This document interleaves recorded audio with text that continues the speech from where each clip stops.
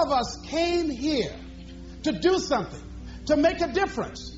And in a historical context, the world will never be the same again because you came this way. Anytime somebody asks me how I'm doing, I say I'm doing better than good and better than most, and sometimes even better than that. Let me tell you where I got that from. When I was involved in broadcasting, I used to have the first hour of my show as a disc jockey in Columbus, Ohio. I used to give an inspirational program. And there was a lady that used to call me by the name of Audrey Pelmore. Audrey worked at University Hospital. Audrey was an enthusiastic personality that everybody liked her. I mean, she had a radiant smile, and she was just one of those people. You ever meet one of those people that everybody just liked him? She was one of those kind of folks. Audrey became stricken with muscular sclerosis at a very young age. And after a while, she became confined to a wheelchair. She had children. And because of her physical deterioration, she could no longer take care of her children, and she had to be confined to a nursing home, Alum Creek Nursing Home on Nelson Avenue in Columbus, Ohio. Audrey used to have the nurses at the hospital call the radio station and put the phone to her ear. And she would ask for a certain request, and I would ask her to say a few words to the listening audience. One day, while I was doing my program, I got a call from one of my regular callers, a young lady by the name of Shirley. Shirley, on this particular day, there was a sound in her voice, and I detected that something was wrong. And she said to me, "It's nice talking to you, Les. I'll be seeing you." And I said, wait, hold a minute, Shirley. There's something wrong. She says, "There's nothing wrong." I said, "There is, Shirley. I know you. Come on, Shirley, what's wrong?" Well, Shirley had been diagnosed as having cancer of the breast. And they told her that she had a 60-40 chance of not surviving. During the time that she had had her medical examination, her husband had become distant.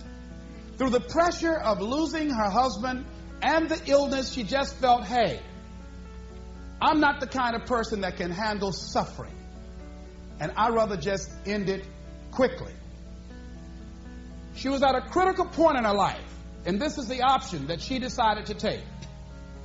I did everything I could to discourage her, to give her a reason to want to go on living. I was trying to find something that she can hold on to that would give her a sense of hope, some thread. And I used scripture and everything. And one of my fallback positions, Lord, grant me the serenity to accept the things that I cannot change, the courage to change the things that I can, and the wisdom to know the difference. And she didn't budge. That did not work. And I was out of my arsenal of what can I do to hold on to her, to get her to change her mind, to create a shift in her thinking.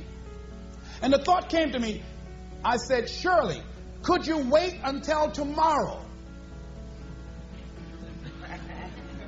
She waited for a long time before she answered. She said, "Why tomorrow?" I said, "Because if you wait until tomorrow, I'd like to take you by to see Audrey Pelmore. You remember Audrey that I talk about all the time on the air?" She said, "Yes, I like her.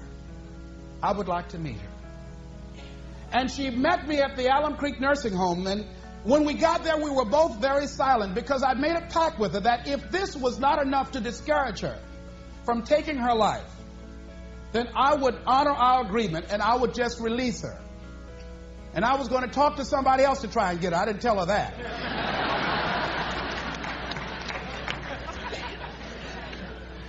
As we walked down the hall, I did not know exactly what to expect. I had not seen Audrey for some time. When we walked in the room, there Audrey was, all twisted and physically deformed. She had no voluntary use of her arms. She couldn't even fan a fly out of her face. She couldn't get up and move around.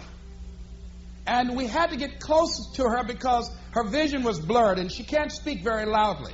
And her hearing was somewhat impaired.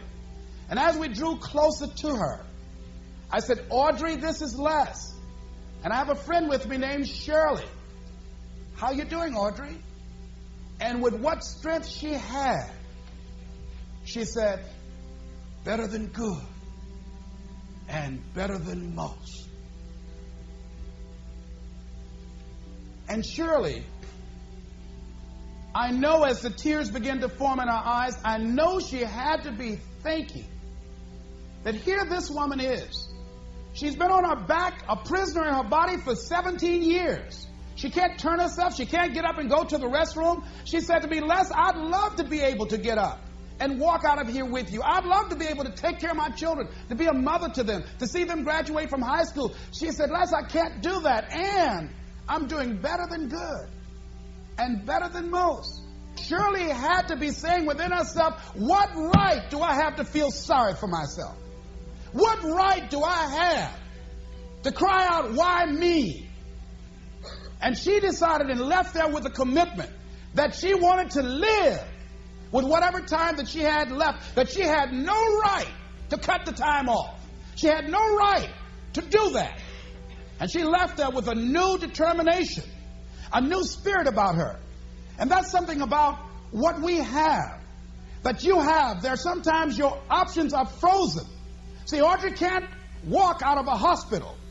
She did not have the capacity to take care of her children, but she had a freedom of spirit. And that's what we have, wherever we are, with whatever hand that life has dealt us. We have the freedom of spirit. We can go through life whining and weeping, or we can have the kind of spirit that people will say, hey, there's a blessing to be around that person. The staff at the hospital used to go in her room to be encouraged and inspired by her because she didn't feel sorry for herself. And she didn't go through life blaming everybody.